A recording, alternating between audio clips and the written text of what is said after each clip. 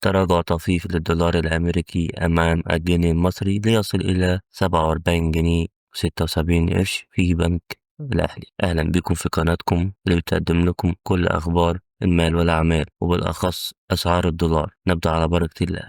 تراجع سعر الدولار قدام الجنيه النهاردة مع بداية التعاملات، والعملة الأمريكية بدأت اليوم على هبوط بسيط. نبدأ في الأسعار على بركة الله. في البنك الأهلي المصري سجل الدولار 47 جنيه و76 قرش للشراء، 47 جنيه و86 قرش للبيع. أما في البنك المركزي المصري فسجل الدولار 47 جنيه و75 قرش للشراء، 47 جنيه و89 قرش للبيع. في البنك الأهلي المصري سجل الدولار شراء 47 جنيه و76 قرش، بيع 47 جنيه و86 قرش. في بنك مصر سجل الدولار شراء 47 جنيه و77 قرش، بيع 47 جنيه و87 قرش. لو وصلت إلى أتمنى يا رب أكون فدتكم. ما تنسوش تدعموا القناة بلايك وتشتركوا في القناة عشان يوصل لكم كل جديد. ألقاكم في أمان الله، والسلام عليكم ورحمة الله وبركاته.